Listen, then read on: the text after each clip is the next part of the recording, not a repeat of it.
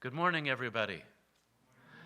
I'm so happy to see you this morning, and congratulations for making it in daylight savings time, coming on time.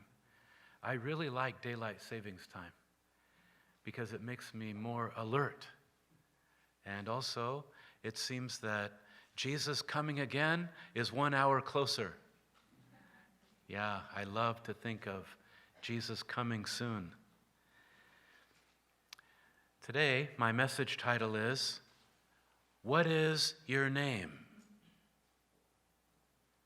What is your name? Let us pray.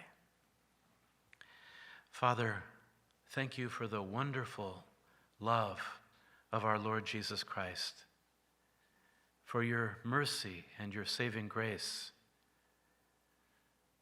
for revealing yourself as you truly are in the Bible. Help us to know you. Help us to meet you and experience your presence, your power, your love in our hearts. Please speak to us through this Bible passage today. Help me to share this message by the power of your Holy Spirit and by your grace. I ask in Jesus' name, amen. The key verse is chapter 5, verse 9a. Then Jesus asked him, "What is your name?" One of the themes of Mark's gospel is Jesus' authority as the Son of God. How do you feel when you hear the word authority? Some people feel oppressed, thinking, "Oh no, not authority. Don't mention the word authority." And this reaction may stem from an experience with an abusive authority, even in the church. And this makes us allergic to the word authority, even Jesus' authority. But we need to understand that Jesus' authority is quite different from any human authority. Jesus' authority comes from God and brings salvation and true justice. And though Jesus is the Son of God, he never used his authority to oppress people, but rather to serve people, to save people. Jesus always served and saved with his mighty power. In Mark's gospel, we see that Jesus has authority to teach the word of God, which gives life to our souls, to drive out demons and set people free, to forgive sins and give us peace and joy, and to calm a raging storm, rescuing us with his power. In today's passage, we see a most vivid display of Jesus' authority over demons. And this is really good news. Demons are real, and demons are evil, and they are powerful. They destroy human personalities and families and nations, and they are so strong that nothing can subdue them, including human persuasion, military power, or money. And they are not afraid of anything. There is only one whom they are afraid of, Jesus Christ. And that is why we need Jesus, who has such authority. Let's consider how demons were destroying one person and how Jesus used his authority to save this man. First, demons were destroying a man, verses 1 through 5. After Jesus taught about the kingdom of God in many parables, he and his disciples crossed the lake to the other side. And on the way, they went through a violent storm. Shh, shh. And at last, they landed on the eastern shore of the lake. Now they were in the region of the Gerasenes. It was also known as the region of the Decapolis, the 10 cities. It was Gentile territory. At one time, it had been part of Israel, but in the year 331 BC, Alexander the Great occupied it. Later, it was taken over by Roman armies, and many veterans lived there. And as Gentiles, they liked to eat pork, and the pig business was really thriving in that area. Why did Jesus cross over to this Gentile territory? Was it to avoid conflict with the religious leaders? This is not likely. As this story unfolds, we see Jesus' divine power to save a man in Gentile territory who was suffering terribly from demons.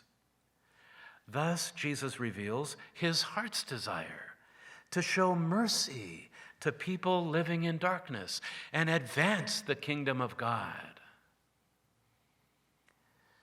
Jesus and his disciples arrived on the shore early in the morning. They must have been tired from fighting the storm all night, and they wanted a time of rest and a hot meal. But they met another storm.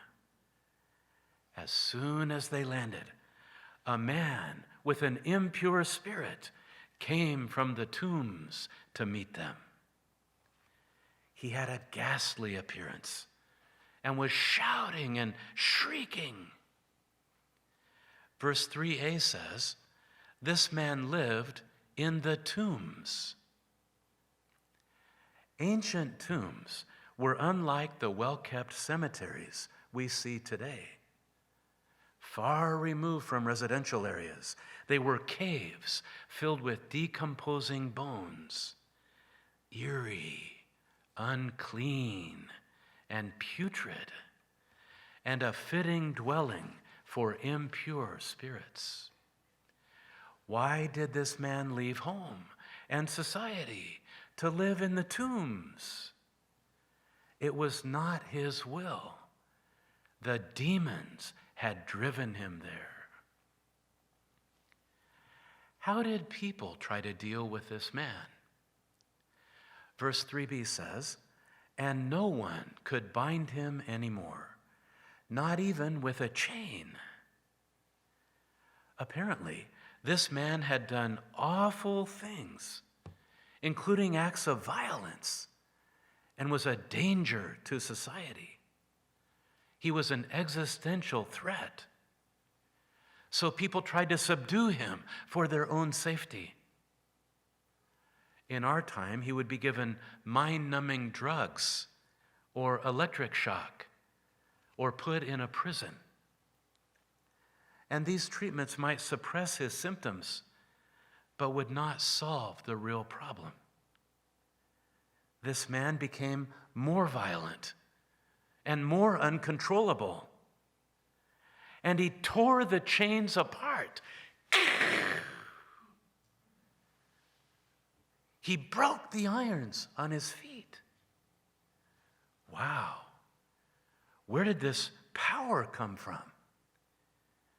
It did not come from human strength. It was the supernatural power of demons. Because of these demons, no human being was strong enough to subdue him. And these demons drove him restlessly here and there, especially to the tombs. Someone said, if you want peace, go to the graveyard where there's no human conflict. But did this man find such peace? No, not at all. Verse 5 says, night and day, among the tombs and in the hills, he would cry out and cut himself with stones. He had no peace whatsoever. The demons harassed him night and day. He desperately needed to sleep, but he could not. And sleep deprivation is a terrible form of torture. It was unbearable. Cutting himself with stones revealed his deep self-loathing. He hated himself and did not want to live any longer. He was totally enslaved by wicked demons. Not just one or two, but a legion of demons, thousands of demons. How had he become demon-possessed? We are not told these details. But in light of Bible teaching, two things seem to be clear. He was influenced by pagan culture, and he gave in to his sinful desires. Culture is very important to human beings, just like water is to fish. If the water is dirty, what happens to the fish? They die. But if it's clean, wow, they swim around, they're so happy, and they have many offspring. When a godly culture is formed, reflecting God's attributes, love, truth, justice, holiness, kindness, respect, and trust, good spiritual fruit will be produced. But in an ungodly culture, characterized by sexual immorality, violence, lies and deceit, greed, hatred, jealousy, division, and unfaithfulness, there will be much bad fruit. This man lived in a pagan culture full of idols. Idols are man-made gods, and the culture he lived in would have included Greek gods and goddesses, Zeus, Diana. In our modern times, they would be celebrities, money, fame, power, pleasure. These idols may seem harmless, but idol worship is closely related to demon possession. St. Paul said this in 1 Corinthians chapter 10, verse 20. Idol worship is demon worship, and it makes people immoral and violent and harmful. As this man lived in an idol-worshiping culture, he was vulnerable to demons. This is not just an ancient story. It is true in our time as well. In order to obtain political power, some people are willing to do anything, including lie profusely, and even worse. As a result, our public arena is filled with deception and has become an environment for demons to exploit. Celebrity is another powerful idol. Some people have lost their minds trying to get internet fame. Let's remember that idolatry breeds demonic activity. Our culture is important. May God's truth influence our culture to be a godly culture where godly values can thrive. A more fundamental reason for the man's demon possession is that he gave in to sinful desires. Every human being has two kinds of desires, holy and sinful.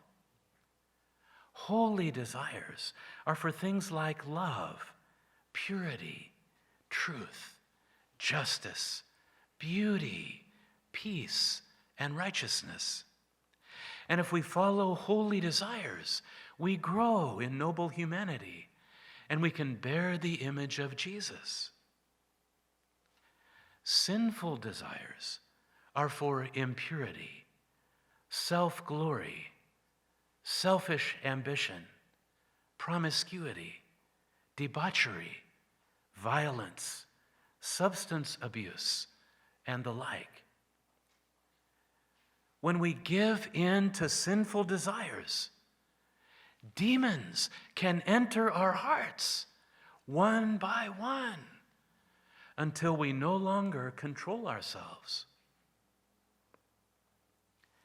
When we are caught by demons, serious consequences follow, including loss of our identity. We don't know who we are. We don't know what we are doing or where we are going. And we do not do what we want to do, but we do what the demons drive us to do. And then we become extremely frustrated and begin to hate and condemn ourselves. Some people curse themselves or others. Some try to drown their inner anguish with drugs or alcohol. Some actually cut their bodies until they bleed. Some cut their relationships with others and withdraw into their own world. They may watch online videos or play video games night and day without eating or sleeping. The work of demons is not theory. It is reality. The man in this passage had become bound by a legion of demons. He wanted to escape his nightmare condition, but he could not. He was helpless and cried desperately. He needed a Savior. Second, Jesus restored the man's true identity. When this man saw Jesus from a distance, he ran and fell on his knees in front of Jesus, fully prostrate in front of Jesus.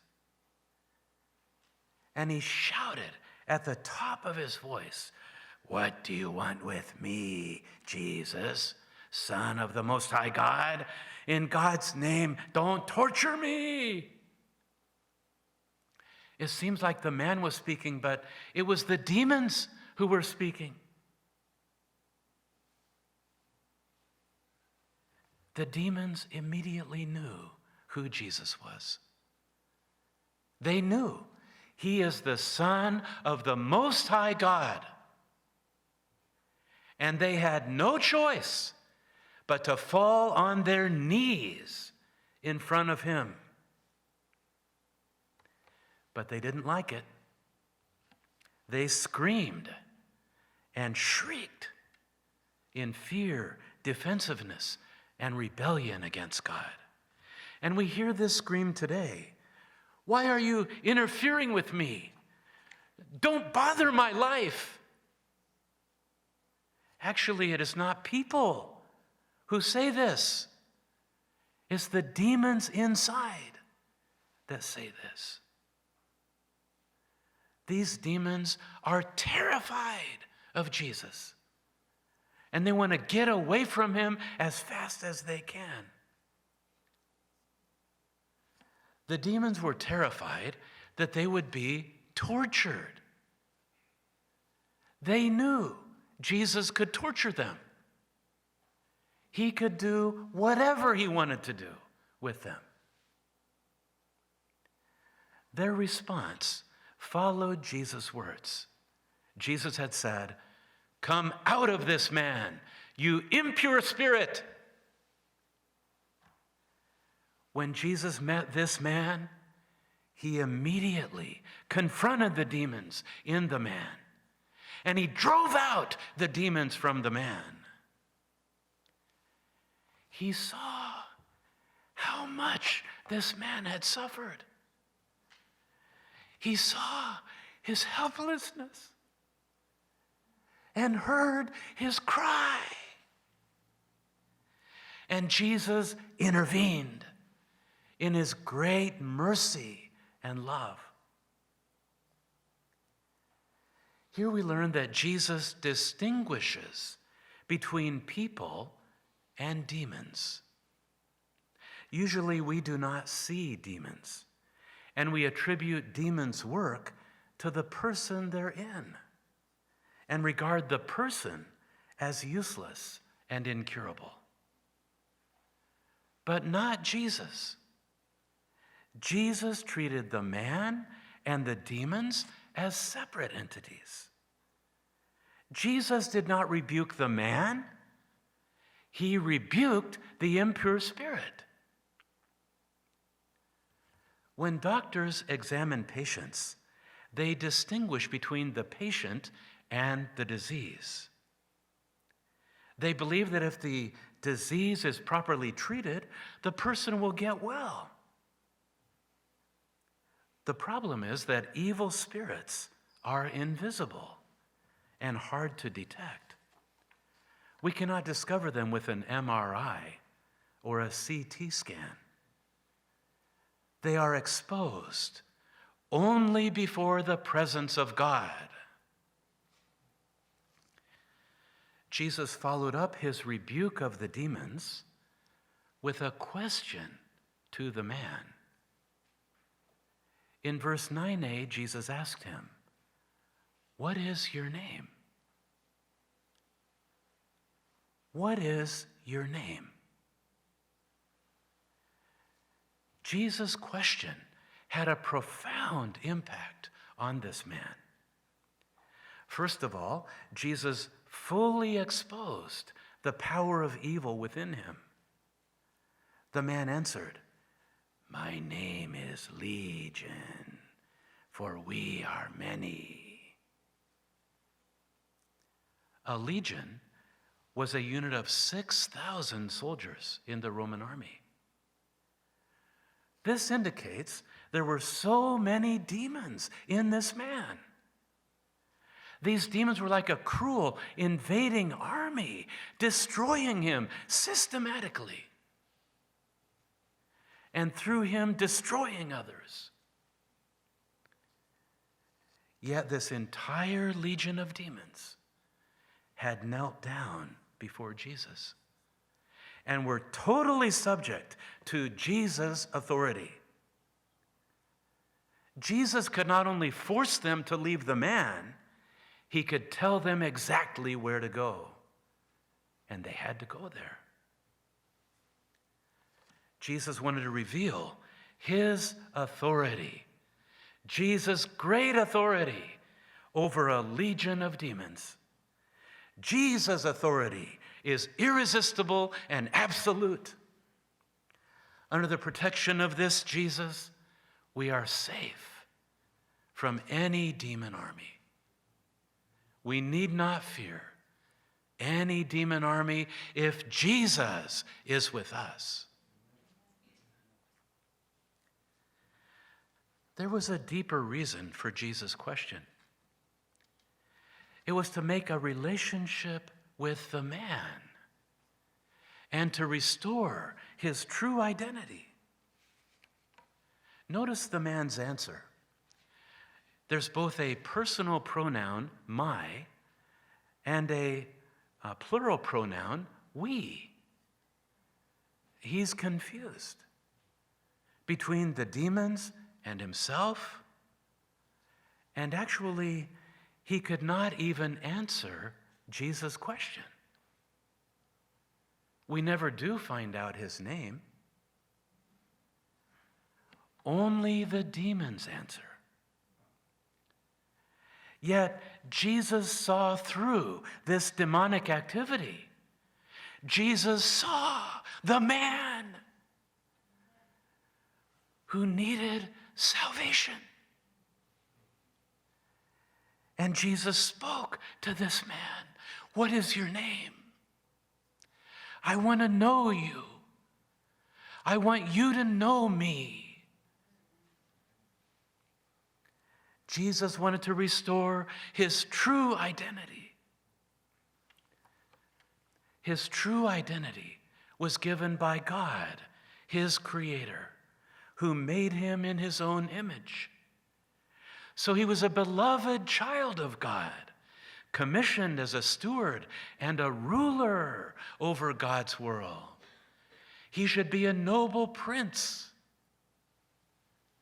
And deep within, the greatness of God was in this man. But when he gave in to his sinful desires, demons entered his heart, and he lost all of God's blessings and privileges, and became the slave of demons, and now was crying out for release. And Jesus heard his cry. And Jesus worked to restore his identity as a child of God. Here we should realize the serious consequences of breaking one's relationship with God. It leads to losing our identity. Giving in to sinful desires, demons come in, and we can lose our identity. After Adam's fall, God called out, "Where are you?" It was not because God didn't know where he was. God wanted him to realize he's separated and needs to come back. He's lost, and he needs to be found.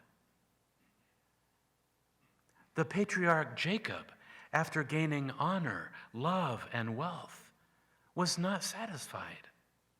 So he asked God for a true blessing, and God asked him, "What is your name?" When he replied, "Jacob, the deceiver," God gave him a new name, Israel. He struggles with God. This was his true identity. Real blessing is to find one's true identity as a child of God. Numerous people live in confusion because of the power of sin and demons. Though they have God-given greatness and beauty, talents and abilities, and they're surrounded by people who love them, they listen to demons whispering in their ear, "You're no good. You're unloved. Your life doesn't matter at all." And they unwittingly find their identity in the lies of the devil. This is the deep source of misery for so many people. Jesus came to bring good news. 1 John 3:8b says, "The reason the Son of God appeared was to destroy the devil's work." When Jesus comes into our hearts, he destroys all the lies, all the work of Satan, and drives it out from us. And John 1:12 says, "Yet to all who did receive him, to those who believed in his name, he gave the right to become children of God." When we just believe in Jesus, he gives us identity as children of God. And as God's children, We are loved. We are forgiven. The Holy Spirit dwells within us. We are holy priests in this fallen world, and we have an everlasting inheritance in the kingdom of God. By faith in Jesus, we can say, I'm a child of the one true God. Amen. In the process of restoring this man, Jesus demonstrated one more thing: his willingness to sacrifice. In verse 10, the demons begged Jesus again and again not to send them out of the area. They really liked that area. They liked the pagan culture in the Decapolis. And they certainly didn't want to go to the fiery lake of burning sulfur. So they begged him, send us into the pigs. Jesus could have sent them anywhere. He could have done anything to these demons. But he allowed them to go into the pigs. And then the pigs became crazy. And they rushed down the steep bank into the lake and were drowned. Even pigs don't like demons. Why did Jesus allow the demons to go into the pigs? He sacrificed a herd of pigs, 2,000 pigs. They might have been worth $1 million. He sacrificed them to save this one man. One man made in the image of God is priceless before Jesus. He will sacrifice anything for that person. And he even gave his life as a ransom for us. That's how much he's willing to sacrifice to save one person. How did the townspeople respond? They were afraid. And they pleaded with Jesus to leave their region. They were very sorry they lost the large herd of pigs. And they made a big mistake, asking the Savior of the world to leave. But Jesus didn't argue. He didn't say, "Don't you know who I am?" He just left. But that's not the end of the story. The man came to Jesus, and he begged Jesus, "I want to go with you. I want to be with you. Wherever you go, I want to go. Take me with you." And Jesus said, "Go home. Go home to your own people and tell them how much the Lord has done for you and how he has had mercy on you."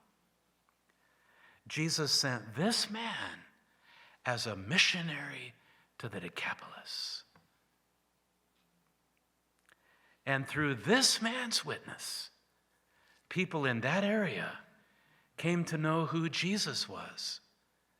And the next time he goes back there, there's going to be a great work of God in that area. Telling Jesus' mercy on us is the mission of all believers.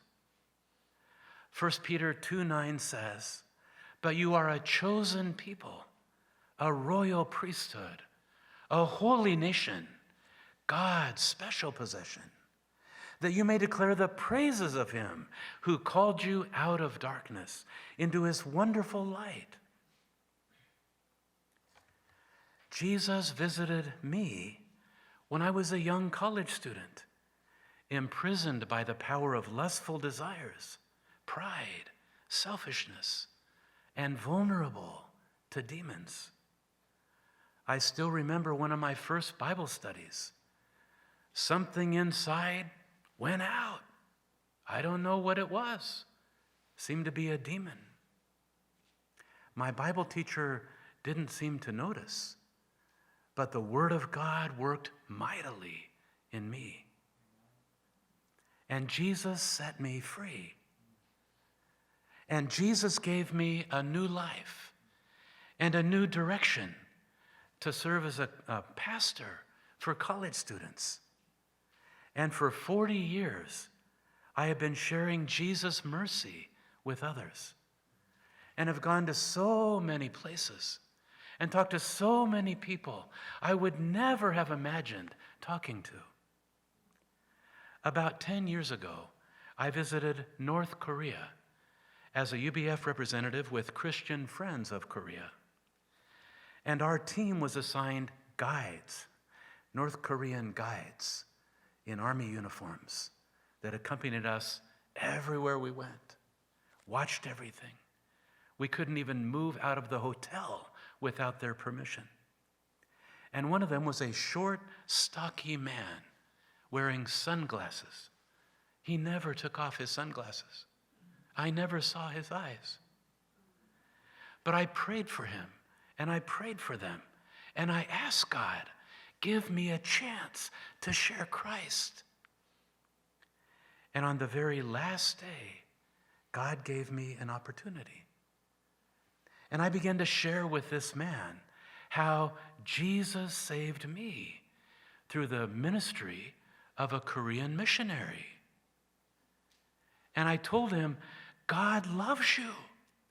Jesus died for you. And then under his sunglasses, 2 tears began to come down. And then he suddenly turned away and left.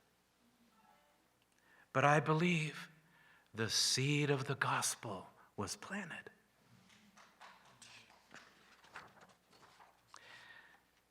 Jesus is so powerful. He can use our testimony when we talk about what Jesus has done. And he can work mightily to help people know him. In these times, what American young people need most is to know Jesus Christ. They need the mighty power of Jesus to save and the mercy of Jesus. So let's share the good news of Jesus with them, especially through our testimonies.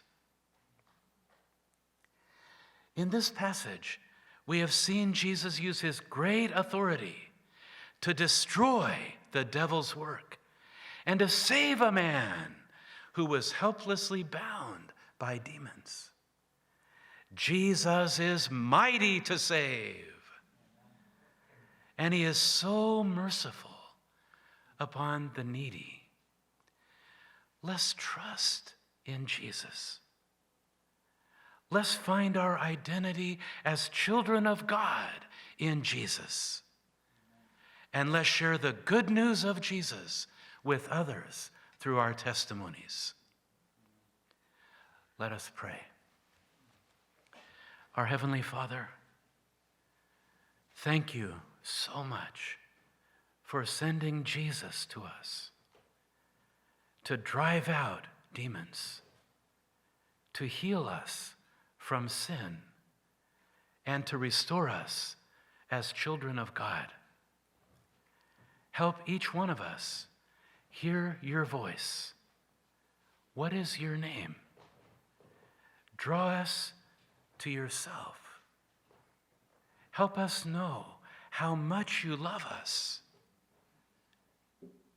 and reveal your mighty power in our lives, and make us a witness to testify about you. Lord, there are so many problems in our land. Lord, our lives, we need Jesus. Please use us to testify about Jesus and please transform our nation to be a godly nation, a shepherd nation, a missionary sending nation. I ask in Jesus' name, amen.